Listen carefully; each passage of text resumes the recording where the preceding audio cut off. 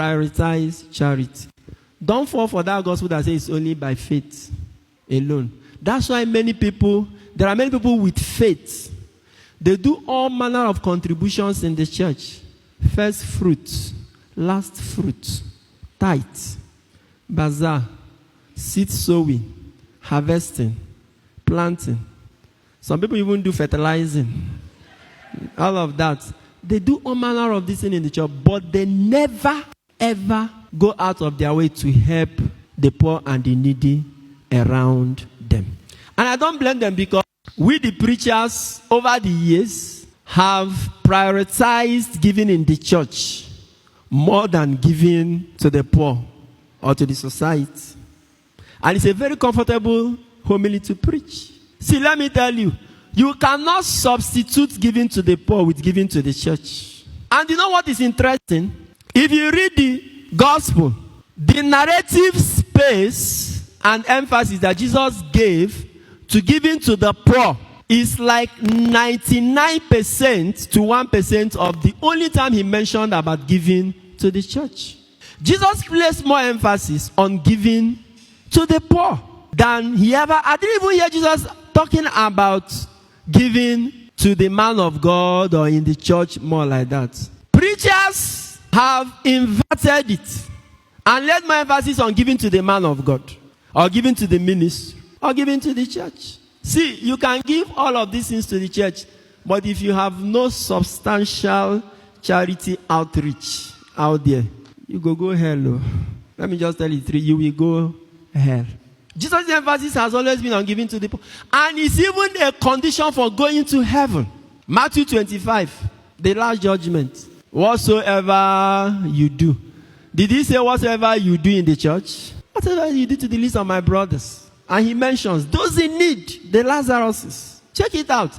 The only place in scripture I know Jesus ever made reference to temple giving was when he was observing those who were doing offertory. You remember? And the woman came and dropped her small coin. He was even praising her charity for giving all that she had. And then I think in Matthew 10, when he says, if you give a cup of cold water to a prophet, you shall receive a prophet's reward. And stuff like that. But many other places about the poor. The rich young ruler who came to him, what must I do to be saved? Or you want to be perfect? Jesus said, go and sell everything you have. Give the money to who? To the ministry, to the man of God, to the woman of God. Who did he say you should give the money to? Not even to him. Zacchaeus. When Zacchaeus brought him, Zacchaeus said, Lord, all those that have cheated, I'll give back what I've said. Jesus said, salvation has come to this house. Zacchaeus did not say, Lord, I will take the money to the temple.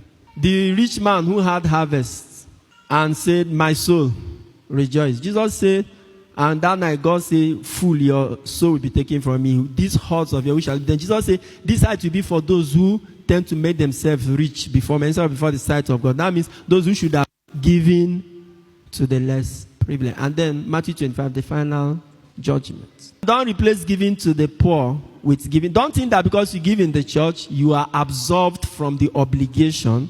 Let me tell you, giving to the church, to the ministers of God, it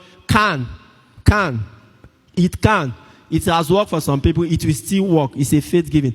It can bring you material blessing. You can sow a seed in a church or in a ministry and you can have breakthrough.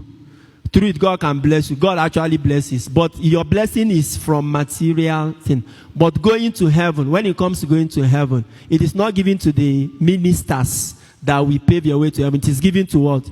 To the poor. So you have to choose between enjoying here. You see the rich man, 1 second, though, only 1 second, he has started crying. Am I saying you should not give to your church? That's not what I'm saying. I'm just saying, if any preacher makes you comfortable with only giving to the church and neglecting the poor people out there and makes it look like you are comfortable, you are okay, you will go hell.